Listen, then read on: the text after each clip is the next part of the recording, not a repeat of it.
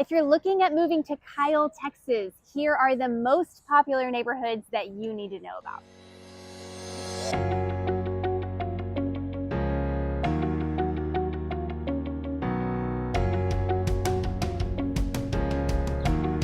Hi, I'm Lindsey Keller with Seven Springs Real Estate. Today we are in downtown Kyle, Texas, right in front of the very famous Texas Pie Company.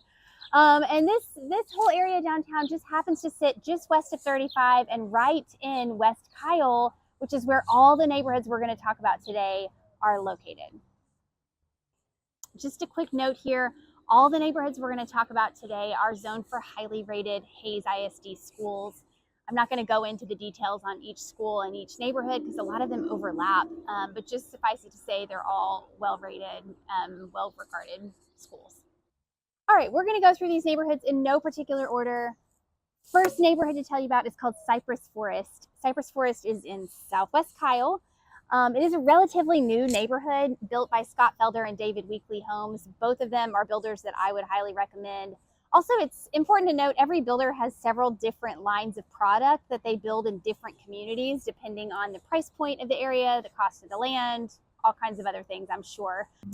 As a rule, I'd say the homes being built in here are very nice product line, very good quality. Cypress Forest is in closeout mode right now. It's 2024 when I'm shooting this video, and they've been building for the past several years. They're about to wrap up, so that neighborhood will be complete. Important things to note in there, I would say, there is an HOA in Cypress Forest, so you're paying for a neighborhood pool, playground, parks, that sort of thing that are all shared within the community. You have access to if you live in there. So definitely one to keep on your radar if you're shopping in West Kyle. All right, neighborhood number 2 is Arroyo Ranch. This is a totally different feel from Cypress Forest. It is out west 150. Homes are built about 20 years ago. Again, we're shooting in 2024. So 2002, 2004, somewhere in there.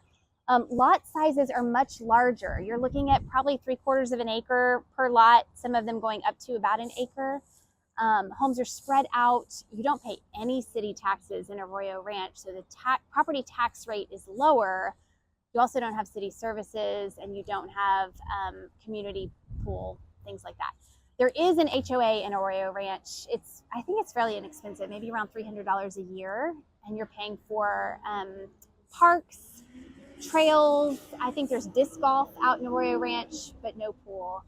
So it definitely has more of a country feel. You're out 150, more spread out, big old trees. Really neat neighborhood if you haven't driven through there before. All right, next neighborhood is called Plum Creek. Plum Creek might be the most popular West Kyle community. It's one that I get a ton of questions about. And I like to say Plum Creek is kind of polarizing. People either love or hate Plum Creek. It is built in a different style than much of Hays County new construction. So instead of the privacy fences that we typically see in this area, it's got white picket fences, so you can see through to your neighbor's lawn. Some people love that, some people hate it. Also, most of the houses have front porches, and it was designed to sort of facilitate interaction between neighbors and have more of a community feel, and it definitely does that. So depending on what you're looking for, it can be great or not so great. It also has a ton of amenities, which means the HOA dues are a little bit higher in Plum Creek. But it has walking trails, pickleball courts, 2 swimming pools, dog park. They have been building in Plum Creek for quite some time. I think the first houses were built before 2000, all the way up until houses that have just been completed this year in the new section called North Plum Creek. So you can kind of tell based on where the house is in the community, how long ago it was built, and what kind of style and quality it will have based on that. All right, next neighborhood is called Anthem. This is a brand new neighborhood off 150, also in Southwest Kyle. Again, in this, I'm not going to mention the builders for Anthem because they may change before you watch this. But again, high quality, good product build going in Anthem. They have tons of good amenities in there. They've got pools, playgrounds, sport courts, you name it. They've got it in Anthem. And they also have the newest Hays ISD elementary school going in, which is slated to open in the fall of 2024, help alleviate a lot of the crowding at Negley nearby. So everybody's really excited about that new school going in. A lot of buzz around the Anthem. Hometown Kyle, another very popular neighborhood in West Kyle. There's a good price point in Hometown Kyle. It's a little bit more established, so it's got some trees similar to Plum Creek. Hometown Kyle is right off of what? Not 150. Is it 150? Yeah, that's 150. It is 150. Hometown Kyle is right off of 150. Whole lot of events in Hometown Kyle. They've always got stuff up on their webpage for things that are going on in there. I feel like it's a pretty tight-knit community. Amenity-wise, they do have parks and playgrounds. They do not have a neighborhood pool in Hometown Kyle. So that's one thing that is a differentiator between that one and a lot of the other neighborhoods we're talking about today. All right, next neighborhood is called Six Creeks. We have an entire video on Six Creeks. It also is a newer community being built, again, in Southwest Kyle. It's actually right next to Cypress Forest. They kind of bump up next to each other. Six Creeks has also tons of amenities. It also has pickleball courts and pools and catch and release fishing and all the things. Also still building in Six Creeks and a very nice quality product line going in there as well. A lot of people are excited about Six Creeks. Last one we're going to talk about today is Mountain City. Mountain City actually isn't Kyle. Mountain City is its own little city, kind of nestled right into Kyle, and it has a Buda zip code, but it's its own little entity. So you don't pay City of Kyle taxes in Mountain City. You pay City of Mountain City taxes, which are less than City of Kyle. So overall, the property tax rate is lower than it is in most of the communities in this part of town.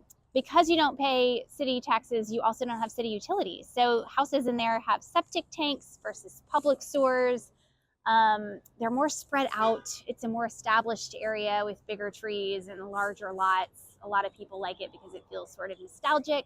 Still zoned to all of these same schools, which are typically highly rated, and still right there in that pocket of Kyle that a lot of people find really nice. Mountain City is the only neighborhood we've mentioned that does not have an HOA. So you don't pay HOA dues. You also don't have an HOA that makes sure that everybody's mowing their lawn. So that can be good or bad depending on your personality and your expectations of the way neighbors keep their houses. But then also you don't have community amenities because there is not an HOA. So no community pool, no community sport courts, that sort of thing. Just feels a little bit, I already said nostalgic. It feels like a little more old-fashioned than all these brand new master plan communities going in. That's it for our tour of neighborhoods in West Kyle. Of course, there's a whole east side and lots of other neighborhoods in Kyle too. So if you have questions or want to talk about any other part of this area, please let me know. I'd love to give you all the knowledge I can. Please like and subscribe to our YouTube channel, and we'll see you next time.